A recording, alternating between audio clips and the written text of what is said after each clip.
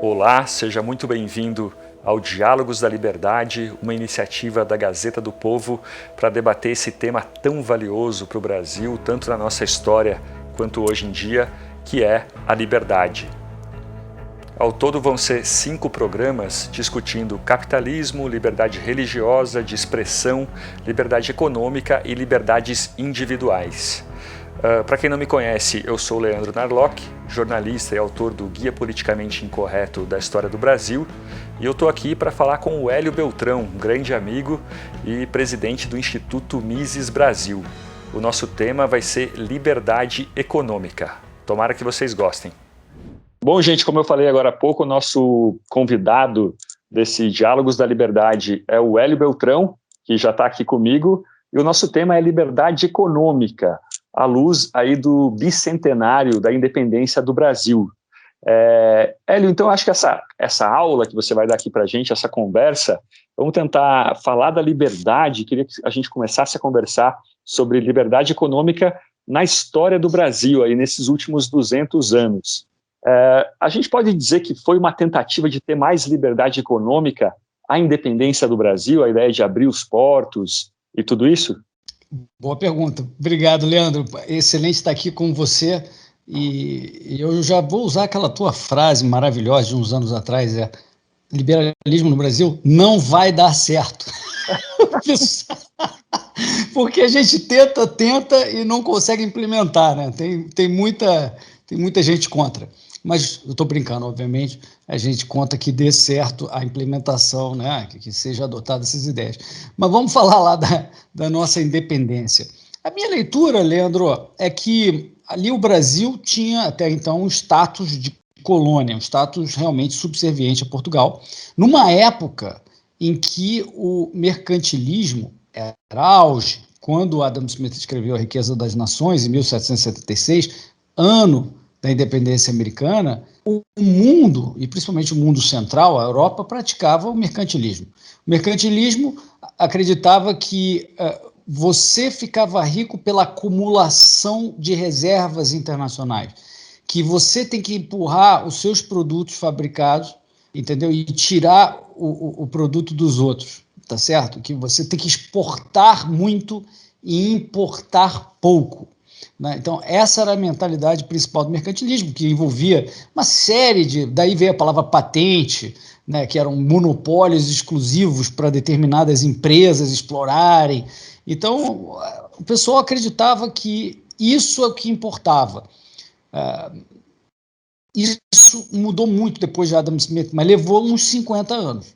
E nesse período, essas ideias estavam chegando a Portugal e chegando ao Brasil, né? Então, a gente está falando aqui de 1808, que foi aquele momento em que Napoleão começou a invadir a Europa inteira. Os portugueses ficaram, lá vem o cara, vamos embora. Aí o principal aliado de Portugal era a Inglaterra, e a Inglaterra falou, não, tá bom, pode deixar que eu te protejo, vamos lá, a nossa marinha vai te escoltar, se manda aí embora para a tua colônia.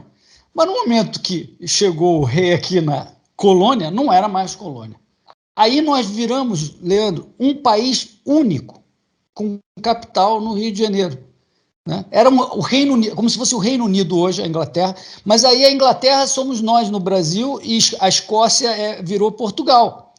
Todo o centro de poder veio para o Brasil, mas não porque ele estava querendo muito fazer liberalismo econômico, não. Era para fugir do doido do Napoleão.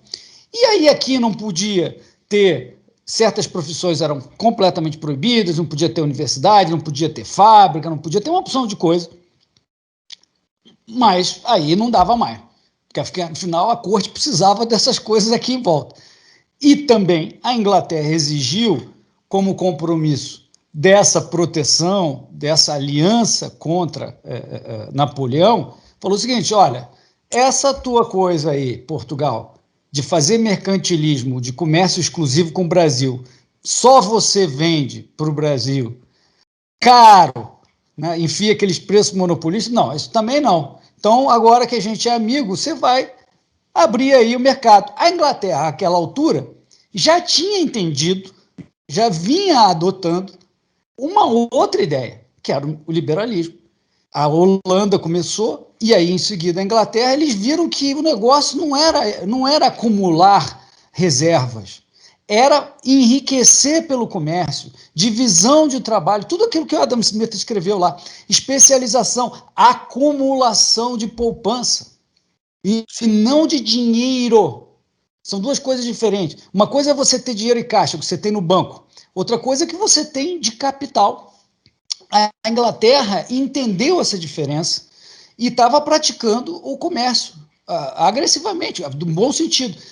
Nós entendemos, né, liberais, né, Leandro, que o comércio é sempre bom para as duas partes, sempre. Você tem sempre um ganho a priori, depois você pode se arrepender e ver que fez besteira, mas no momento da troca você está vendo que você está ganhando. Você fala, não, eu estou fazendo esse negócio porque é bom, e o outro também. E isso é que gera realmente o 2 mais 2 igual a 5 e o crescimento econômico, que é uma nova ideia que veio ali. Então, na verdade, a minha leitura é que não é que, de repente, Dom João VI chegou à conclusão de que tinha que implementar o liberalismo econômico. Vinha uma força de ideias muito forte sendo propagada desde Adam Smith e que já vinha sendo praticada pela Holanda e pela Inglaterra, e aí o Brasil foi levado a reboque por causa do Napoleão. Mas isso não quer dizer, naquele momento, que a gente garantisse que a gente viesse a adotar o liberalismo econômico, porque não foi isso que aconteceu. A gente pode falar depois sobre isso. Eu estava lembrando uma história do Evaldo Cabral de Melo, o historiador, e ele fala o seguinte, que quando as cortes portuguesas insistiram em manter a autonomia de Portugal, né, Portugal mais importante, mandou extinguir um monte de cargo público no Brasil em 1822, os funcionários públicos no Brasil falaram, não, assim não dá, então assim a gente precisa de independência. E isso foi uma força a favor da independência do Brasil, né, esse jogo de interesses, né, o rent-seeking que a gente está aí acostumado a ver há muito tempo. E curioso, né, Hélio, como o privilégio, a caça a privilégios, ela estava desde a fundação do Brasil, né, desde a independência, né? A gente tem um pouco da herança cartorial portuguesa, que é muito conhecida, e que envolvia, como no mercantilismo, toda essa questão de reservas de mercado, de protecionismo, de comércio só com o sujeito, um preço caro. E quando isso foi bater lá nos Estados Unidos, eles fizeram a independência deles, porque eles estavam lá sozinhos, lá a Inglaterra não prestava muita atenção, eles foram enriquecendo, porque estavam ali meio largados. Na hora que a Inglaterra percebeu que ali tinha um dinheirinho que ele podia fazer, e afinal eles faziam proteção, davam suporte, tinha várias coisas que eles percebiam como agregando aos americanos, mas achavam que não estavam sendo pagos por isso, eles falaram, pô, esse pessoal já está rico, vamos botar aí um imposto que é um selinho de cartório. Pô, deu uma confusão danada. Na hora que botaram lá um impostinho no chá, pô, invadiram o navio, jogaram o chá todo assim, overboard e tal. Parece que a história é que eles foram fantasiados de índios, né? Invadiram o barco, quebraram os cadeados dos caixotes que guardavam o chá, mas repuseram o cadeado. Eles queriam mostrar que a gente só não vai ficar pagando esses impostos malucos que vocês estão implementando arbitrariamente em cima do chá, mas não queremos destruir a propriedade do mercador aí, do comerciante de chá, do cara do navio, não é nada disso. Era um protesto diferente do que a gente viu aqui, por exemplo, na estátua do Borba Gato, né? Onde ele toca fogo e não quer saber de nada, não tem nada a ver com nada disso. Bom, mas sim, desde essa época o Brasil vinha com essa herança patrimonialista do Estado, né? E logo em seguida o próprio imperador, né, ficava trocando título de nobreza, intervinha em tudo, era um Estado unitário, vindo do centro, a partir do Rio de Janeiro, das determinações do imperador, muito diferente de um sistema como o americano, muito mais descentralizado, que eles já vinham praticando, inclusive, né, há algumas décadas desde a independência, e já vinham enriquecendo. Uhum. Hélio, você vê o fim da escravidão como um produto das ideias liberais? as ideias liberais ajudaram ou atrapalharam as ideias de liberdade econômica com o fim da escravidão? Eu considero que sim, foram fundamentais para isso. Não só pelas ideias econômicas, mas também pela ideia liberal de que cada indivíduo é dono de si mesmo, não tem intermediários em relação a Deus, não tem duas classes de pessoas. Desde John Locke se falava isso. Então vem a herança lá de trás. Então, tanto pelo lado dos abolicionistas de pensamento, que vinham fazendo isso, que eram liberais, mas também pela força do próprio crescimento econômico, né, que torna a atividade comercial mais interessante do que a escravatura, né, pelos dois aspectos. O liberalismo foi fundamental, porque o famoso, né, a famosa que chama Revolução Industrial, que mudou completamente o mundo nos últimos 200 e poucos anos, né, isso aí foi toda catapultou o mundo para multiplicar a renda per capita 30 vezes e tal. E toda a lógica econômica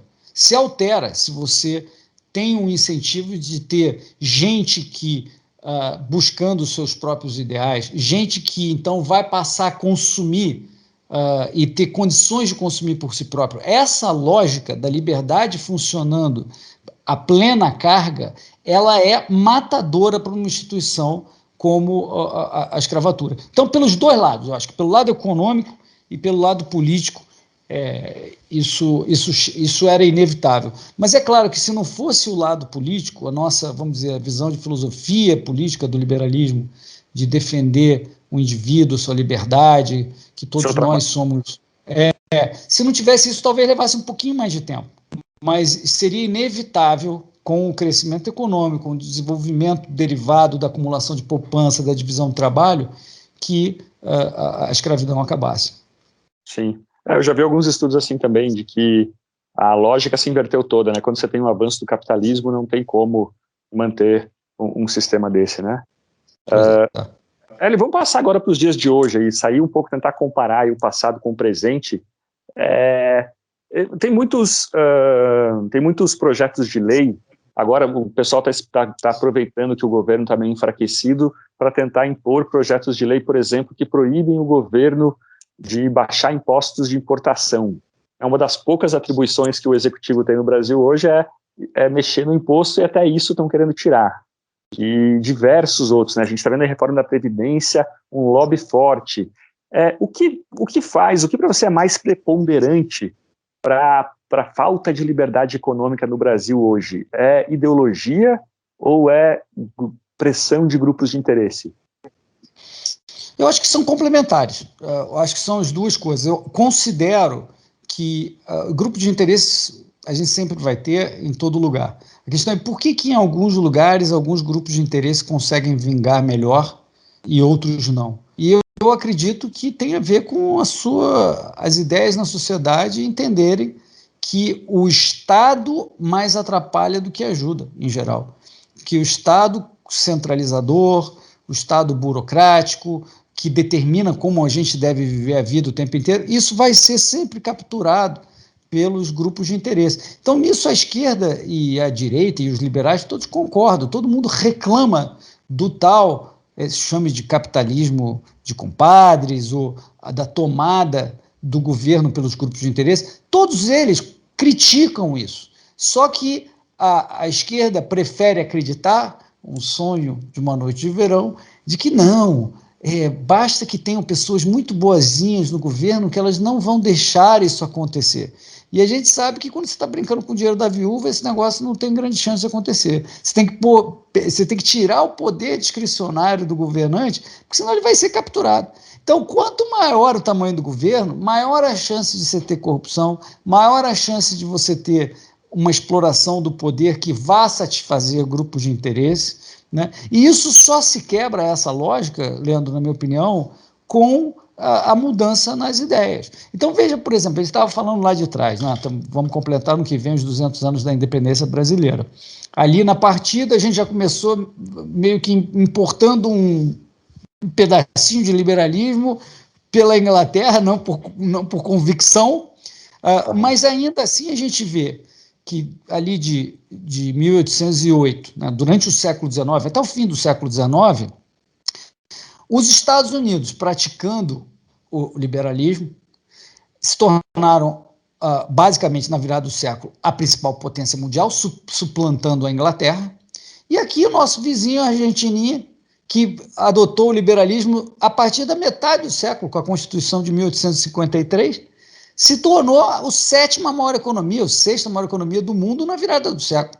A gente ficou muito para trás durante o século XIX, porque eu não sou conhecedor profundo das políticas econômicas durante o século XIX, mas certamente nós deixamos de adotar políticas que incentivavam a vinda do capital estrangeiro, a acumulação de poupança, a atividade empreendedora completamente livre. Certamente, se formos investigar, você vai encontrar óbices a isso, porque foi isso que fez a Argentina crescer, foi isso que fez os Estados Unidos crescerem.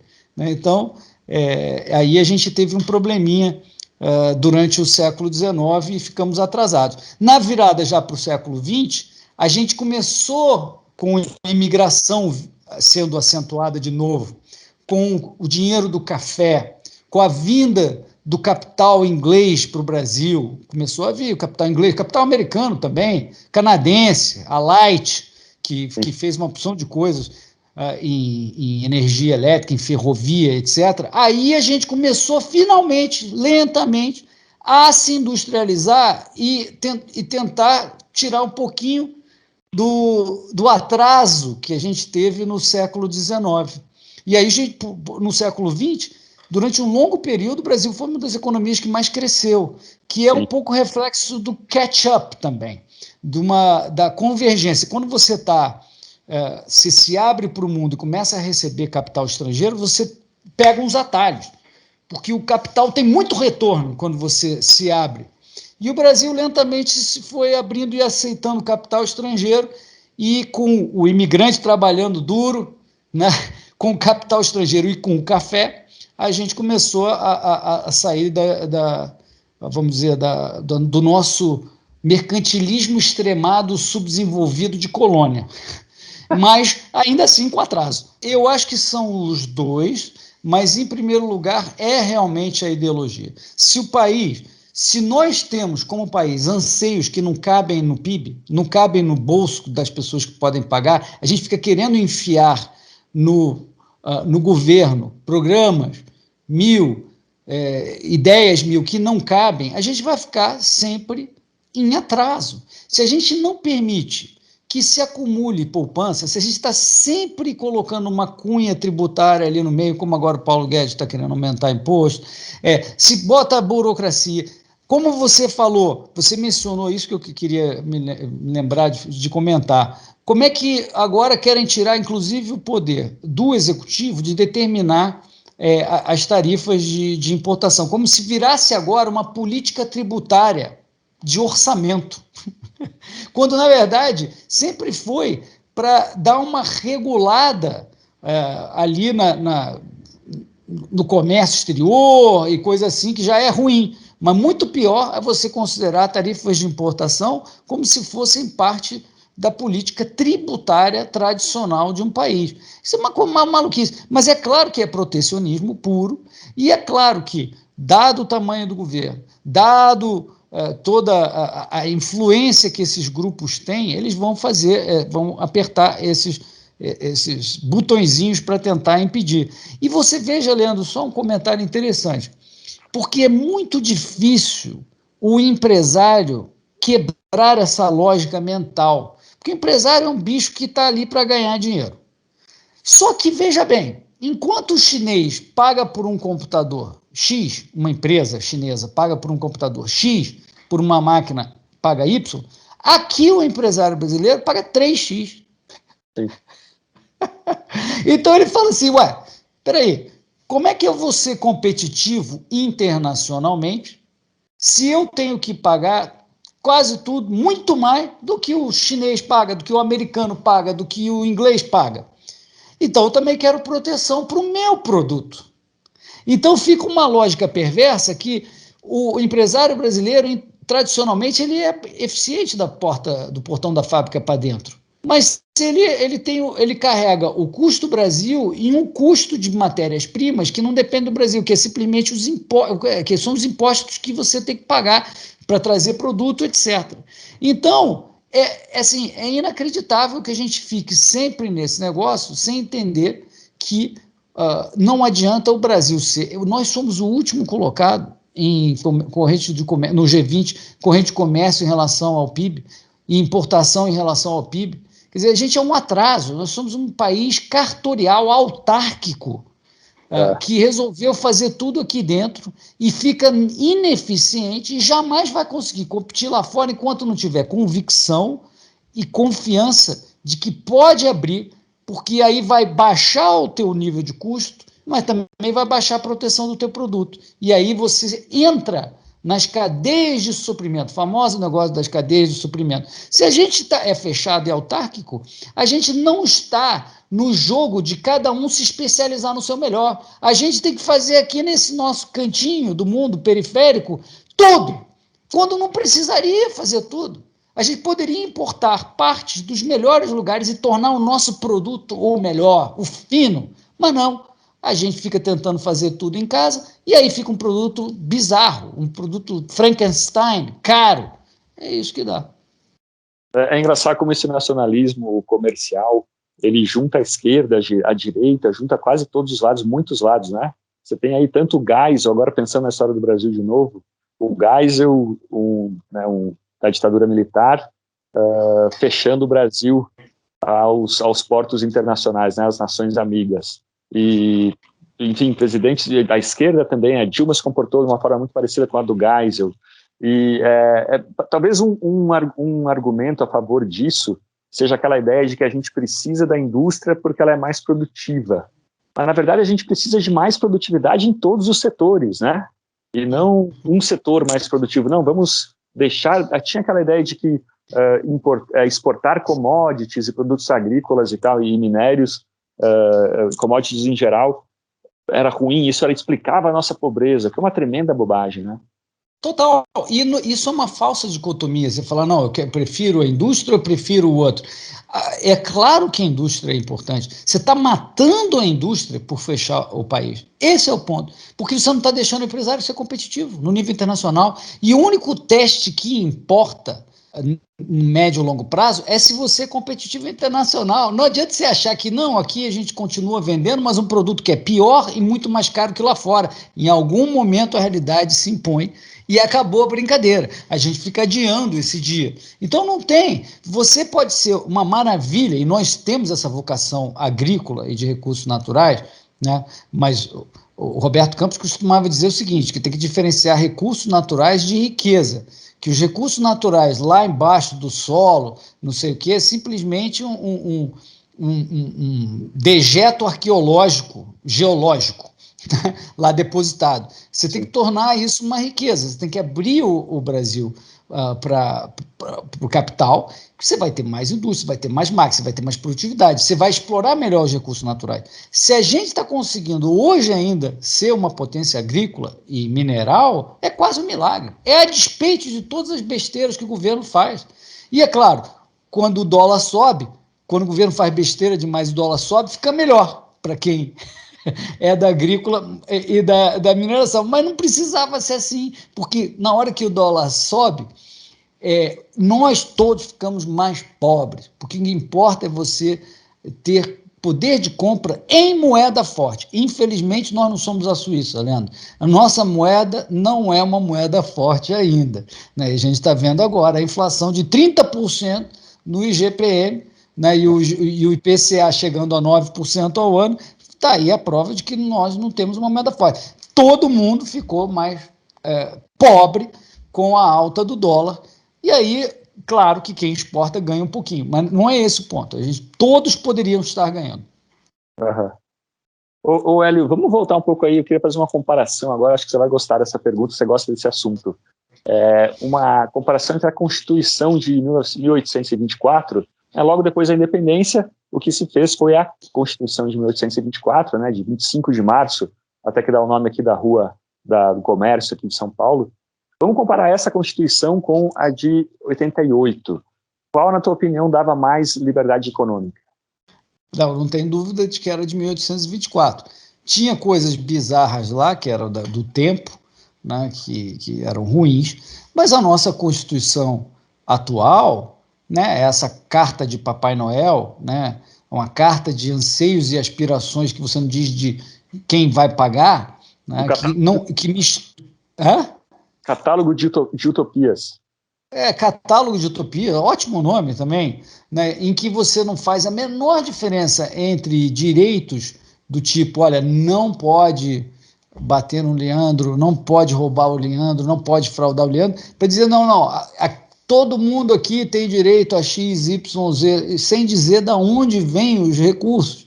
E a gente fica pedalando dentro disso, com uma opção de privilégios lá dentro, tem a OEB lá dentro, cheia de privilégios e outras coisas assim. Assim, infelizmente, a nossa Constituição, a nossa ciência de fazer Constituição piorou muitíssimo. Nós fizemos 7 Constituições. Então, estamos abaixo da média da América Latina ainda.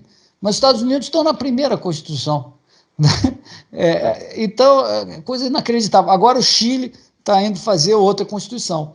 A Constituição lá atrás, em 88, foi um mecanismo que a esquerda conseguiu para baixar o quórum de ter que fazer emenda constitucional, como a gente sabe que é por 2/3 de ambas as casas, para fazer por maioria simples. Aí eles acabaram fazendo essa festa toda, de enfiar uma opção de coisas esquerdistas insustentáveis.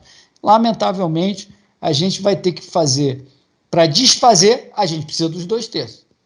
Para fazer lá em 88, só precisou da maioria e eles conseguiram. Agora dá um trabalhão. Toda vez que você tem que fazer uma reforma, ela vai 2/3, é um suor, e a gente não pode nunca parar de fazer reforma e não consegue avançar, porque agora mesmo, Leandro, uma coisa que talvez quem esteja nos ouvindo não sabe, 85% do dinheiro do governo federal hoje é gasto com 2 continhas: salário de funcionários públicos e aposentadoria de funcionários públicos e também do cidadão comum. 85%. O resto, 15%, é para educação, para saúde, para segurança, saneamento, defesa, militar. Todo o resto tem que caber nos 15%. Só que a cada ano, esse espaço vai diminuindo, porque essas despesas da Previdência e do funcionário público, que são muito bons em manter e aumentar seu salário, vai comprimindo o espaço das demais despesas. Então, a gente, obviamente, precisa da reforma administrativa. Você precisa unificar a Previdência Pública com a privada, porque a deles, que é o regime próprio da Previdência Social, que eles chamam, que poderia se chamar regime privilegiado da Previdência Social, é totalmente diferente do que o cidadão comum tem no regime geral, o regime da geral, que somos nós. Então, nada disso é sustentável. A gente aqui está fingindo de fazer pequenas coisas, quando tinha que estar falando da reforma administrativa e outra reforma de Previdência. Fica adiando esse troço que não vai acontecer nada. Não vai dar certo, Leandro, não vai dar certo. O que mais me incomoda da Constituição de 88 é que o problema não é só que ela não entrega aquilo que ela promete, mas ela dificulta os brasileiros de conseguirem com as próprias mãos, com o próprio esforço, o que ela promete. Né? Então, quer dizer, se ela levou o gasto público no Brasil a um patamar tão grande que você não tem mais dinheiro para investir no país, você não tem poupança interna, a poupança pública ela é negativa, né? O governo suga dinheiro da sociedade que podia ser usado em investimentos e tudo isso. Então, assim a economia brasileira não cresce e as pessoas ficam pobres sem, né, nem com a ajuda do governo, nem com a ajuda que elas próprias poderiam conseguir. Né? Então, de fato revoltante como essas boas intenções podem atrapalhar. E eu fico imaginando hoje uma nova Constituição, como ela pode dar errado, não vai dar certo também, né? Porque em tempo de Instagram, em tempo de Twitter, de redes sociais, quanto vai ter de deputado lá querendo prometer, querendo dar muitas coisas grátis e tal, né? Não, esse risco é gigantesco. Você fazer uma constituinte baixando o quórum de 2/3 para maioria simples, num momento como o de hoje, onde está esse bafafá de intervenção governamental, progressivismo maluco, promessas e tal, pode piorar, sim, pode piorar bastante. Daí a importância de a sociedade entender que isso não funciona. O tamanho do Estado como está não funciona. Que essa Constituição criou esse Estado mastodôntico e que tira recursos da população. E nada disso funciona, você está atrapalhando o brasileiro comum, fingindo que está ajudando. Fingindo que está ajudando, você está atrapalhando o brasileiro comum.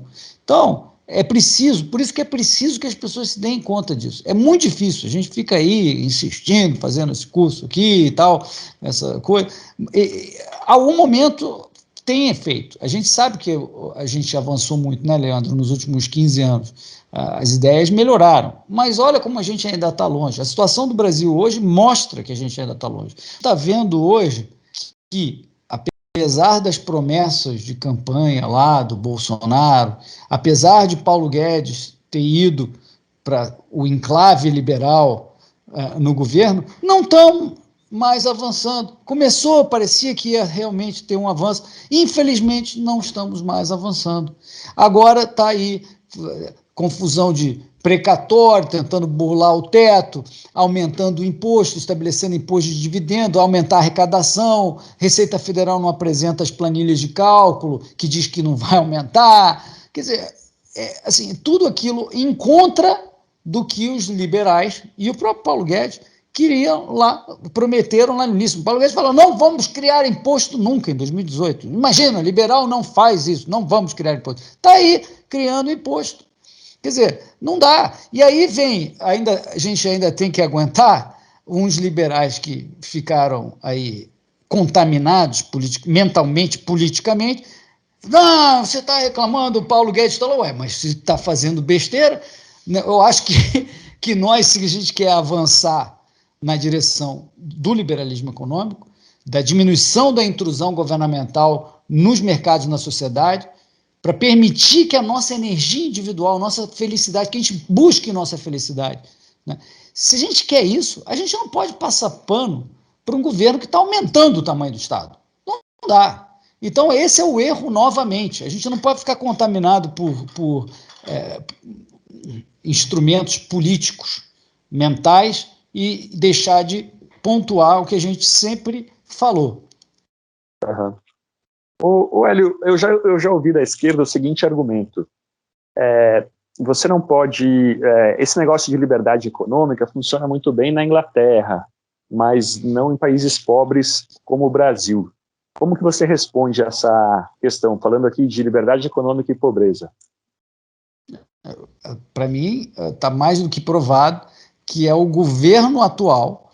A gente tem um governo mastodôntico. A gente é um país pobre. Veja bem, Leandro, a Coreia do Sul, na década de 80, quando estava lá o nosso caro Roberto Campos, mesma renda per capita que o Brasil, na década de 80. Mesma renda. Já vinham avançando, porque desde os anos 60 eles resolveram abrir a economia, adotar o liberalismo econômico, em parte, né, não sempre, nunca integralmente, mas já é melhor do que ele vinha fazendo.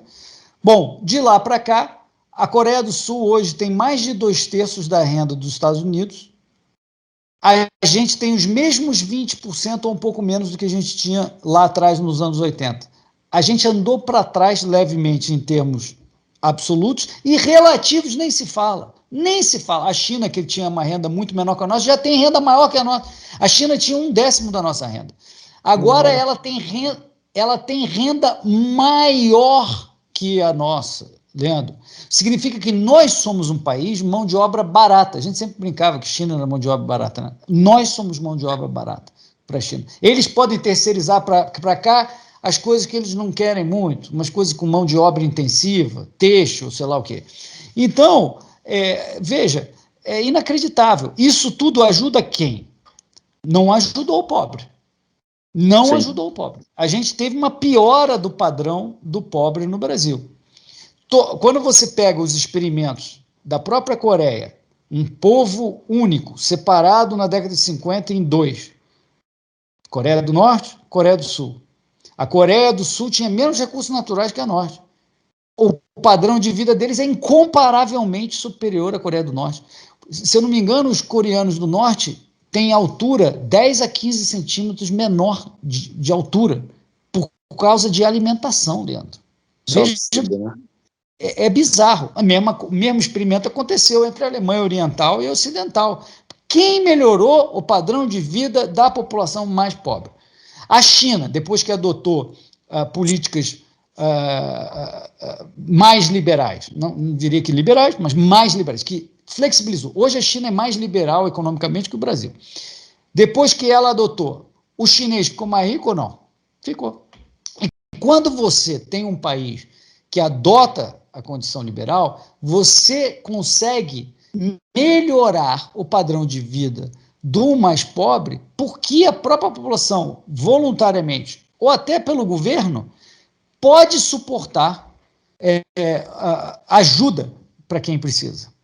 Nós, liberais, preferimos fazer essa ajuda voluntariamente através da nossa responsabilização e responsabilidade de acompanhar e fazer o nosso papel, de não aceitar que tenha gente vivendo abaixo de condições de dignidade. Mas você não consegue fazer isso num país pobre, que não adotou as políticas corretas. Então, esse papinho de que, olha só, o liberalismo não ajuda o pobre, bobagem. O que essa pessoa pode estar falando é que o liberalismo também melhora para o mais rico. É aquele famoso vídeo da Thatcher que ela faz assim no parlamento. Olha aí, os trabalhadores, eles querem voltar para uma igualdade como era no início do meu governo, aqui, tudo juntinho aqui embaixo. Agora é aqui em cima, tudo muito mais rico, mas com gente mais rica lá em cima. E eles têm essa inveja marxista originária, né, de que se tem alguém com dinheiro, esse cara é um opressor. Esse é um erro fundamental, né? É um erro fundamental. Ele pode ser um opressor se ele for parte do capitalismo de compadres, pode, que é o que a gente critica sempre. Agora, aquele que lutou trabalhou a vida inteira, acumulou capital, é diferente de mim e de você, que trabalhou mais, que é mais capaz, ele vai ficar rico. E qual o problema dele ficar rico? Ele vai gerar emprego, ele vai investir, e até quando ele consome, ele gera emprego. Então, é outra coisa. Não, esse olhar punitivista, assim, em relação aos ricos, eu tenho para mim que boa parte das pessoas que se dizem preocupadas com os pobres, na verdade, elas têm um ressentimento com os ricos, né? E ficam, por exemplo, querendo fazer coisas como imposto sobre fortunas, maiores impostos para mansões, né, para apartamentos de luxo em São Paulo. Mas se você pensar mesmo do lado dos pobres, você quer atrair ricos. Você quer que o rico da Suíça fale, não, quer saber, eu quero andar com o meu Maserati em São Paulo. Né, você quer, porque afinal essas pessoas contratam decoradores, contratam jardineiros, contratam garçons, né? Então, quanto mais rico você tiver em São Paulo, melhor. Devia ser o partido aí que mais se diz, aquele do quadrado redondo, né? O partido da Socialismo e Liberdade, ele que mais se diz aí defensor dos pobres, ele devia estar preocupado em atrair ricos, né? Então, mas tem esse ressentimento, essa coisa de querer punir mesmo, né? Enfim, quando ele atrai também, ele atrai para punir em seguida, para tirar em seguida. Vem aqui, vem aqui. E aí. Tem até uma história do Nero, né, da Índia, do primeiro-ministro da Índia, que ele falou: não, a gente vai garantir. O Nehru, a gente vai garantir liberdade econômica para as pessoas aqui por 5 anos, por pelo menos 5 anos. Foi muito engraçado. Assim, é muito difícil, porque o marxismo é muito uma ideologia da inveja. E é uma ideologia que diz que tem sempre o cara malvadão do outro lado. Se ele, por acaso, é o trabalhador, é o cara que acumula dinheiro, etc., ele é malvadão por natureza. Essa é a essência, porque se você tirar lá as palavras bonitas da frente, no final, lá atrás, é a ideologia da inveja, do ressentimento, como você falou. É um grande ressentimento e que não ajuda. Você vai ficar dando tiro no pé sempre. Se você vai punir o cara produtivo vai embora e você vai ficar com subemprego. Parabéns para a sua política. É verdade. Hélio, só para a gente acabar, muitos liberais aí inspirados no Hayek, né, acho que você pode explicar isso melhor, eles dizem que não existe liberdade individual sem liberdade econômica. Se você acabar com a liberdade econômica de um povo, logo em seguida as outras liberdades também vão para o saco, né? Conta esse raciocínio para a gente, explica isso, por que isso acontece, como que essa ideia, né, ocorre. Beleza. o pressuposto principal do liberalismo econômico é que você tenha a capacidade de ter a propriedade daquilo que você obteve, né, pelo seu trabalho, por suas trocas voluntárias. Com o controle dessa propriedade, desses bens, desse capital, você, portanto, consegue fazer investimentos, crescimento, etc. Se você perde a propriedade, você perdeu direitos individuais. Primeiro porque a propriedade nada mais é do que reflexo dos seus talentos e esforços ao longo da sua vida. Você perdeu uma parte de você. Você perde a sua liberdade econômica. Mas, principalmente, se é o governo que controla, por exemplo, aqui, essa live, se ele pudesse interferir nisso aqui, o nosso direito de se comunicar, de ter liberdade de expressão, etc., seria afetado. Isso acontece o tempo inteiro. Na Argentina, lá, o governo passa a controlar o papel jornal para não deixar o jornal, a mídia jornal, imprimir a opinião deles. Aqui no Brasil, os provedores de internet, né, as pessoas que estão na internet podem ser derrubadas, né, a informação que está ali, porque o governo não quer essa informação circulando. Né? Então, quando você perde a liberdade econômica do controle da propriedade, que é tua, minha, nossa, você perde os direitos individuais imediatamente, porque os direitos como, por exemplo, liberdade de expressão, liberdade de ir e vir, etc., dependem do livre exercício da propriedade das pessoas e, portanto, da liberdade econômica. Então, aquele país que diga que tenha liberdades individuais, mas que interfere o tempo inteiro na propriedade privada, na verdade, não vai observar na prática o pleno exercício dos direitos individuais. Sempre vai ter algo sendo prejudicado. Uhum. Ótimo, Hélio, muito obrigado. Obrigado aí, parabéns pelo Mises, instituto que influenciou tanto o Brasil, me influenciou muito. Eu lembro quando eu li a versão das 6 lições, 10 anos atrás, do Mises, e fiquei falando, meu Deus, tudo que eu acreditava estava errado. Foi muito, muito interessante. Recomendo para todo mundo que está fazendo o curso aí, o site do Mises Brasil, também os livros, né? E é isso, muito obrigado a quem está assistindo. Vamos nessa, valeu. Valeu, Leandro, obrigado, sempre bom estar contigo. Um abração.